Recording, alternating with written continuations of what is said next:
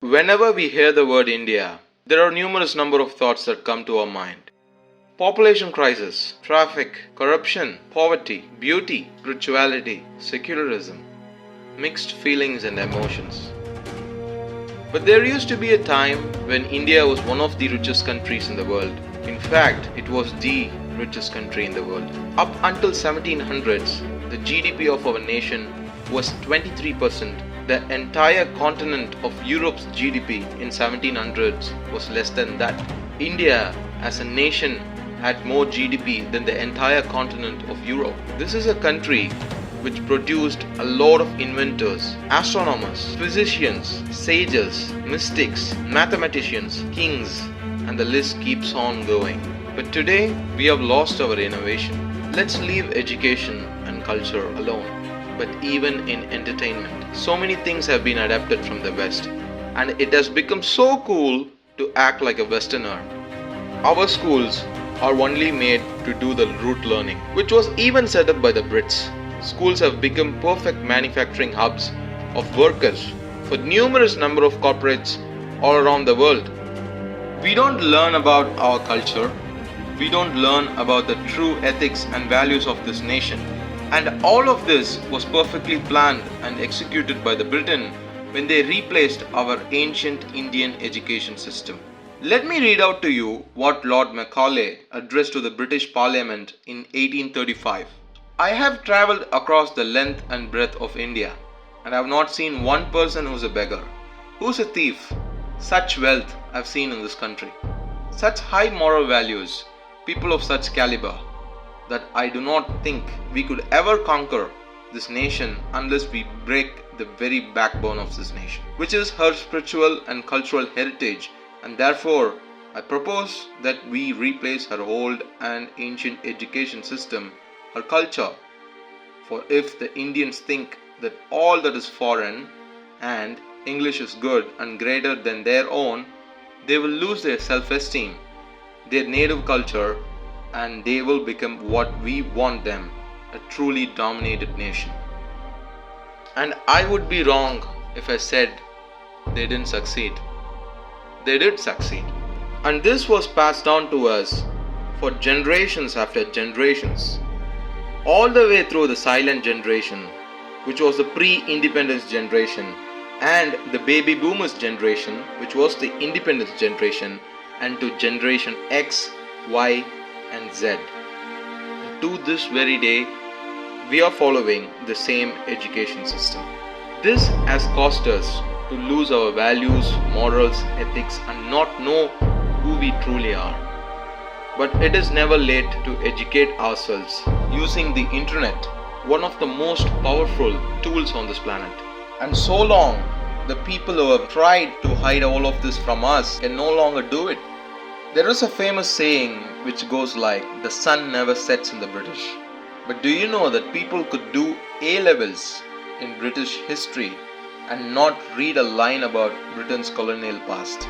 They have scrapped it off completely from their textbooks and eradicated it. And it is the same thing that we do in our textbooks as well. We talk highly of foreign invaders and colonialism. We focus too much on that, but fail to read and learn about our own greatness and kings and other great men and women who lived in this country.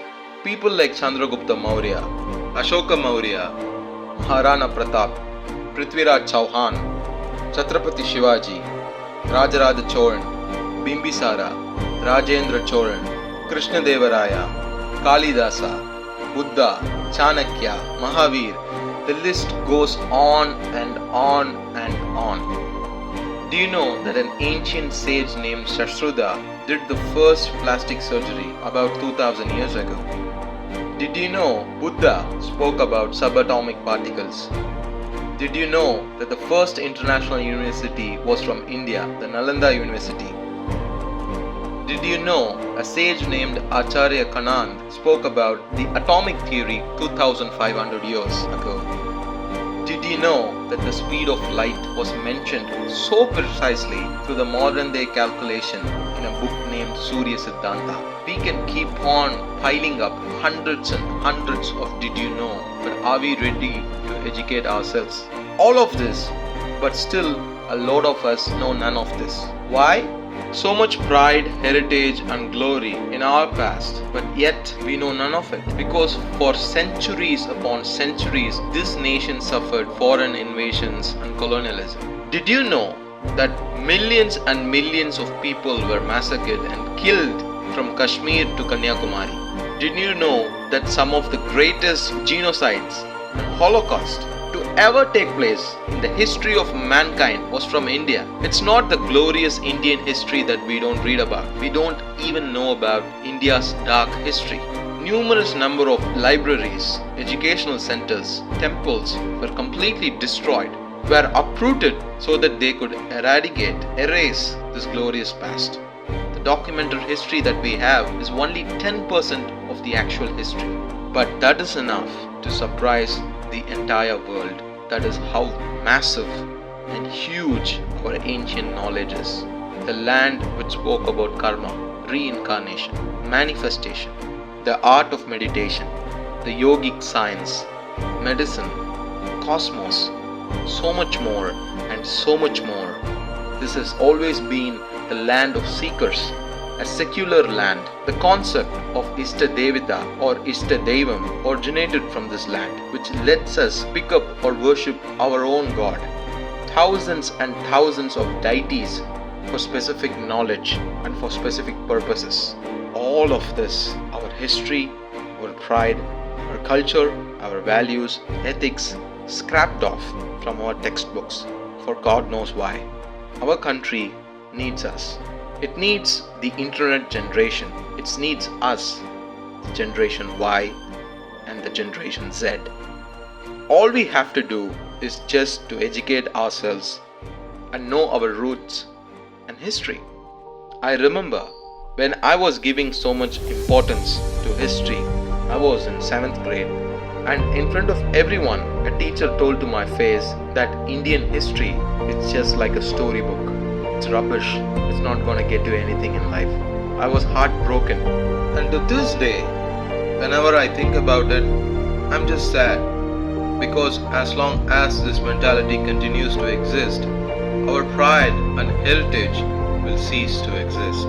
Numerous number of crimes and numerous number of problems this country has had is because we lost our values and ethics. Today, whatever the West calls as superstition were once widespread beliefs in the country, and they only became superstition because when they were questioned, we were unable to answer. We lost the science, the ancient science, and we didn't know how to explain it. But it's never too late. The knowledge is still present in our country. All we have to do is to seek for it, as our ancestors did, had an unquenchable thirst for knowledge and knowing. They always were seekers, and we could be seekers and know all of it. That is what, as a generation of internet users, we could give back to our country. Even if this video is watched by just 100 people, I hope it has created an impact. India will rise again. That is sure to happen. Jai Hind. I'ma take it.